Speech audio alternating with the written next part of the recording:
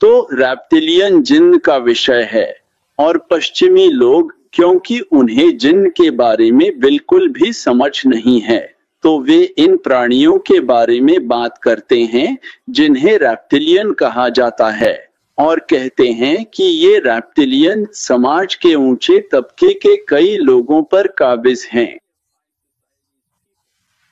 वे कई संगठनों को चलाते और नियंत्रित करते हैं, और फिर जो लोग इसकी आलोचना करना चाहते हैं वे इसका मजाक उड़ाते हैं और कहते हैं, अरे देखो, ये लोग कहते हैं जैसे ये छिपकली जैसे लोग हैं, ये इधर उधर घूम रहे हैं और इंसानों पर काबिज होकर खुद छिपकली जैसे बन जाते हैं। नहीं, इसका इससे कोई लेना देना नहीं है। यह जिन्नों की एक नस्ल और श्रेणी है जो अदृश्य हैं, और जब वे प्रकट होते हैं तो वे उसी स्वभाव और रूप में प्रकट होते हैं जो अल्लाह ने उन्हें दिया है, एक सरीसृप रिप्टाइल के रूप में जो हरे रंग के होते हैं। वे छिपकली जैसे दिखते हैं और उनका आकार अलग अलग होता है, कई तरह के रूप होते हैं। उनकी प्रकृति गंदी और हिंसक होती है और उनका भोजन इंसानों का मांस और हड्डियां होती हैं। ये प्राणी बहुत सूक्ष्म स्वभाव के होते हैं और इन्हें भौतिक रूप में किसी के शरीर में रहने की जरूरत नहीं होती क्योंकि ये भौतिक नहीं है।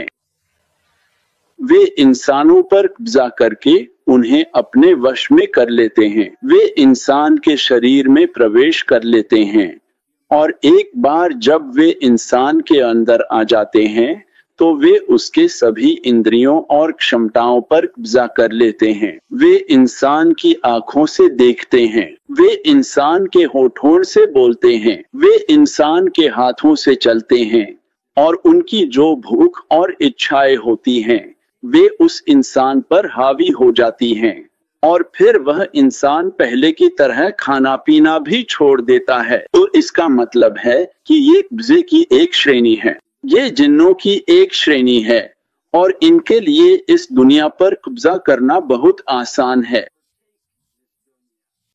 तो जब लोग नहीं समझ पाते कि इनके पास शासक वर्ग कैसे हैं, तो इसका कारण यह है कि वे एक अलग नियमों के तहत काम करते हैं। कल्पना कीजिए किसी के पास सैकड़ों मिलियन डॉलर हैं और उन जिन्नों में से कोई एक कहता है, मैं उस इंसान की जिंदगी पर कब्जा करना चाहता हूँ। वे बस उसके अंदर प्रवेश कर जाते हैं और उस व्यक्ति पर पूरी तरह हावी हो जाते हैं, और अब वे उसी के नाम से सब कुछ चलाते हैं और सब कुछ उनके पास होता है जो उस व्यक्ति के पास था। उसके पास जो भी कंपनी थी, जो भी घर, जो भी संपत्ति, जो भी उस व्यक्ति के पास था, अब वह सब उस जिन्न के पास है, वही उसे चलाता है और उसी में रहता है।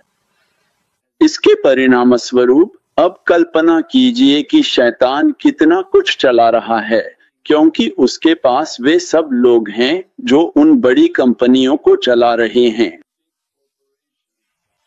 तो जैसा कि हमने पहले कहा था, यह दुनिया भरी हुई है और इसमें कई स्टेशन हैं।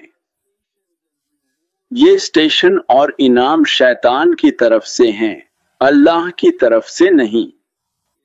इसलिए किसी कंपनी में होना, किसी खास कंपनी को दिया जाना या किसी खास आकार की कंपनी मिलना, यह सब शैतान की तरफ से है।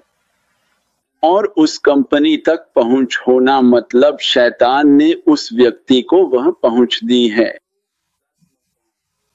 उन्होंने उसके लिए क्या किया है और उसके लिए क्या करते हैं, अल्लाह ही जानता है कि इन लोगों के साथ किस तरह की बुरी गतिविधियां जुड़ी हुई हैं, यहाँ तक कि वे अब इंसान जैसे भी नहीं दिखते।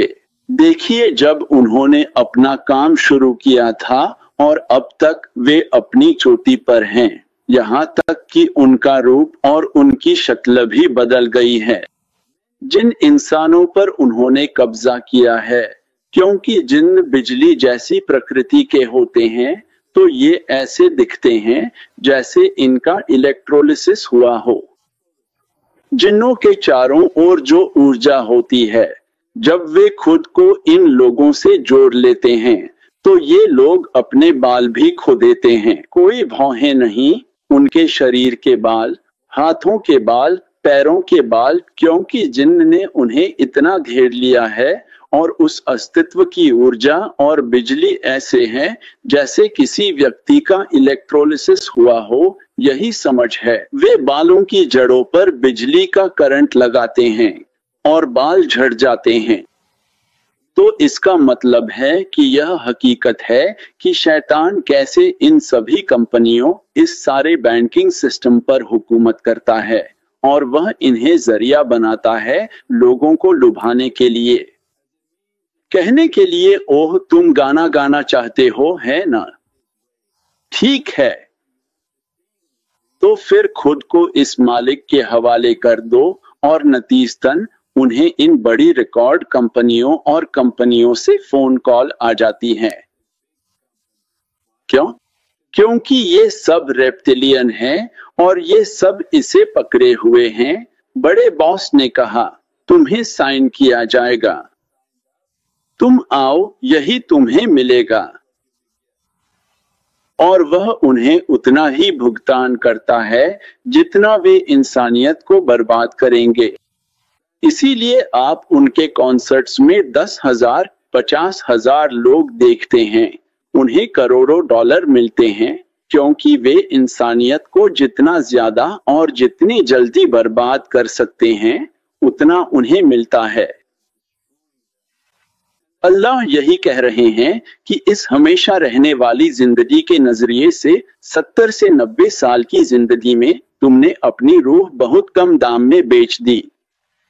यही इस दुनिया की हकीकत है, और यही हकीकत है कि ये लोग कंपनियों और संगठनों को कंट्रोल करते हैं। यही तरीका है जिससे वे अपनी दौलत और पैसा घुमाते हैं, और वे 2000 साल तक नहीं मरते।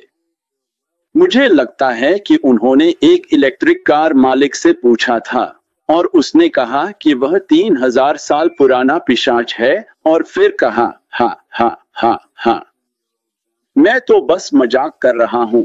लेकिन वह मजाक नहीं कर रहा था।